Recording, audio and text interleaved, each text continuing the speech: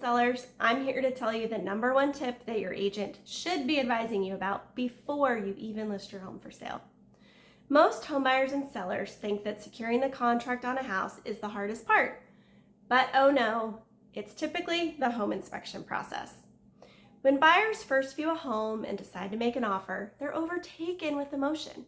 How was the home staged? How they felt when they walked in the door? Maybe planning their furniture arrangements. They weren't looking at things like stains in the ceilings, negative drainage around the foundation, or other potential issues. So then comes around the inspection day.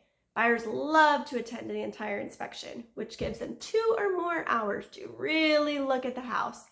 Then they start noticing issues. Then their home inspector gives them a long report with pictures and the dreaded D word, defects. That's why buyers switch to defensive mode. What was a feel-good purchase can quickly turn into the feeling that they're buying a money pit, even if the items noted on the report are minor. In a market where buyers are often bidding above asking price and paying their own costs, they feel like they should get a perfect house for their money. So here comes the lengthy request for repairs. While buyers' agents should be counseling their clients to consider the health and safety items, it's not uncommon for minor issues to create major headaches. So how can you as a home seller help avoid or at least minimize these headaches? Well, that's where your realtor comes in.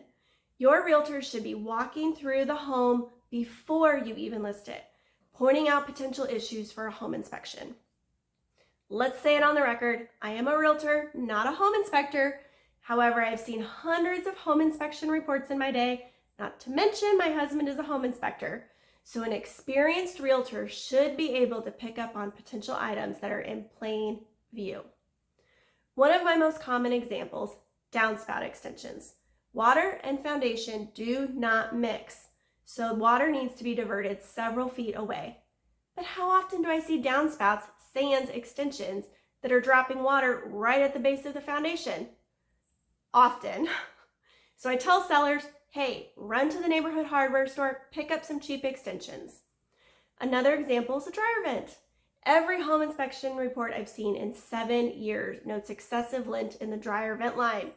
Yes, that should be a normal maintenance item, but let's be honest, how many of us homeowners are lacking on some of our maintenance? When sellers can address these smaller types of items before a buyer's inspection, it leaves fewer items for the buyer's inspector to write up. And even though some items can be minor, a buyer in their state of emotion is thinking about the number of items on the list, not the seriousness of them. So small items like cleaning the dryer vent line becomes a licensed contractor to replace the entire dryer line and provide a paid invoice at closing. Whew. In reality, does something like that require a professional? Typically not. But a buyer can jump to conclusions and request more expensive repairs than are necessary. If home sellers can address some items up front, it typically leaves fewer items on a home inspection report and leaves you, the seller, with a much more manageable buyer. Follow me for more home selling and home buying tips.